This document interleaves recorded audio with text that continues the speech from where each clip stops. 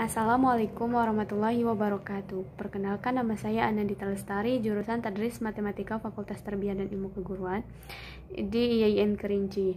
Pada video kali ini saya memenuhi tugas ujian akhir semester pada mata kuliah Fikih Ibadah. Adapun soal pertama yaitu bagaimana tahapan atau tata cara sholat jamak dan qashar. Dalam ajaran Islam memberikan keringanan dalam melakukan ibadah, yaitu ketika kita dalam perjalanan jauh atau musafir, maka diperboleh untuk menjamak dan mengqashar sholat. Yang pertama yaitu sholat jamak. Sholat jamak ini adalah menggabungkan antara dua sholat wajib dalam satu waktu, yaitu dengan mengerjakan sholat pertama. Telah selesai sholat pertama maka langsung berdiri dan mengerjakan sholat kedua tanpa adanya diselingi dengan zikir. Sholat jamak ini ada dua cara sesuai pengerjaannya. Yang pertama yaitu jamak takdim. Jamak takdim ini dilakukan di awal waktu sholat. Maksudnya, misal contohnya sholat zuhur dijamak dengan sholat asar, maka waktu pelaksanaannya di waktu sholat zuhur. Jika niat sholat jamak hanya sholat jamak saja tanpa adanya niat mengqashar sholat, maka pengerjaannya 4 rakaat untuk sholat zuhur dan 4 rakaat untuk sholat asar.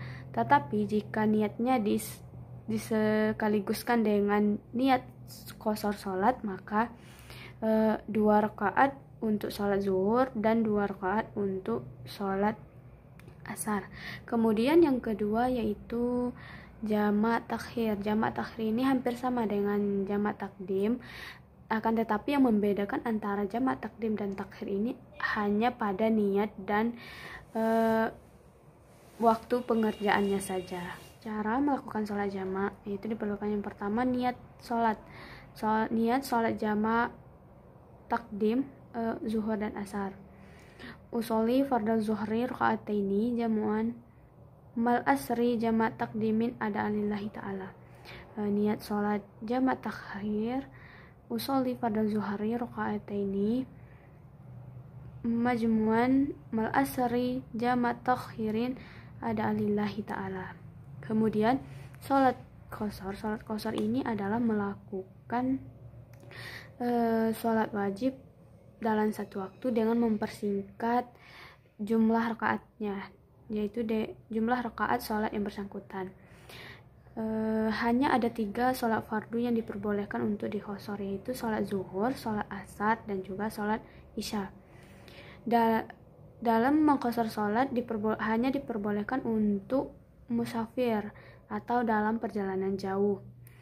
Adapun niat sholat qashar yaitu usolli fardhu zuhri rakaataini qashran lillahi ta'ala.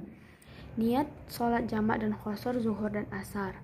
Usolli fardhu zuhri rakaataini majmuan bil asri jamak takdimin qashran lillahi ta'ala. Syarat menjamak dan qashar sholat, yang pertama itu niat, bersegera, masih berstatus dalam perjalanan jauh, dan tertib. Adapun jarak yang diperboleh untuk menjamak dan qashar sholat, dalam hadis Ibnu Syaidah dijelaskan bahwa jarak melaksanakan qashar sholat yaitu dalam perjalanan sehari semalam, jaraknya antara 88.656 km. Dalam penjelasan lain Ibnu Abbas mengenai menjamak dan mengqashar sholat, adapun jarak yang diperboleh ialah 5.541 meter hingga 88.656 km. Kembali kepada pertanyaan kedua, adapun jawaban untuk pertanyaan kedua yaitu kewajiban mengurus jenazah ada 4 bagi umat muslim, yaitu yang pertama memandikan, mengkafani, mensolatkan dan menguburkan. Hukum mengurus jenazah bagi umat muslim yaitu fardu kifayah. Kemudian untuk yang nomor 3 mengenai haji dari harta yang didapat dengan cara korupsi. Haji ini adalah rukun Islam penutup bagi umat muslim yang mampu. Melaksanakan atau berhaji ini dijelaskan dalam Al-Quran dan hadis. Kembali kepada pertanyaan, bagaimana menurut pendapat saya pribadi mengenai pelaksanaan haji dengan harta yang didapat dari cara korupsi. Hukum dasar korupsi ini adalah haram. Haji adalah diatur dalam agama, tidak berkaitan dengan harta yang haram. Haji ini tergantung kepada kepemilikan harta, dan haji ini dilakukan dan diwajibkan bagi orang yang mampu. Jika harta yang didapat dengan cara yang halal, maka hajinya sah. Tetapi jika harta yang didapat seperti dengan cara korupsi, maka haji yang dilaksanakannya itu adalah tidak sah. Bahkan bisa dikatakan harta yang digunakan untuk melakukan haji dan yang didapat dari cara yang haram, maka hajinya tidak sah.